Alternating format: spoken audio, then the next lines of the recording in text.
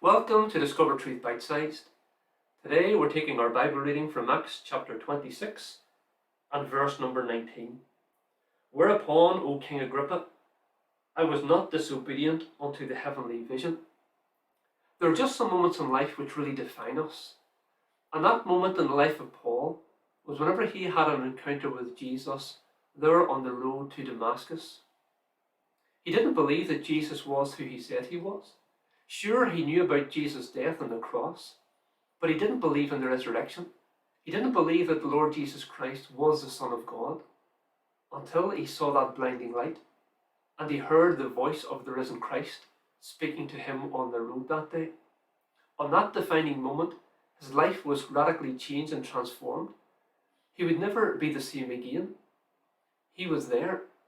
He knew what happened. He knew the experience that he had been through. And nobody could dissuade him of what the Lord had done in his life. He was a changed man. He had given up the rest of his life from that moment to go about preaching, establishing churches, encouraging believers, and working with the church of the Lord Jesus Christ. He had used his time for that. But now he was on trial. He was appealed now to Caesar to go to Rome. This was now his ticket to Rome. But Festus was kind of left scratching his head. I mean, what am I to do with this man, Paul? He has appealed for his case to be heard by Caesar, but what is the case? Just that there are some Jewish people who fell out with him, who don't believe the same thing as him. He has upset some of the Jews. Is that it? Is that the only case he can bring to Caesar? So Festus brought along King Agrippa. He got King Agrippa and brought him into the situation. Now here was Paul, standing in front of a king. And again, he had opportunity to present the gospel. And what does he do? He starts to tell his life story. He starts to share his testimony. What a wonderful way to put the gospel out there, by talking about your experience. Where did you hear the gospel from? Who took the time to teach it to you? Who was praying for you? What verse was it that challenged and spoke into your life? What did you have to do to be saved?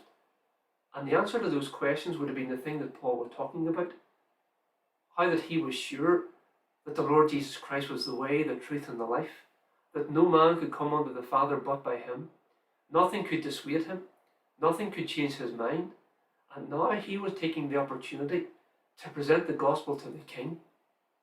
I wonder, are there opportunities again today that we will have to maybe bring the gospel maybe to your boss, maybe to your teacher or your principal, maybe someone in a position of authority? Don't be fearful. Don't be ashamed, because the gospel is the power of God unto salvation to everyone who believes. Where should you start? Start like Paul. Share your testimony.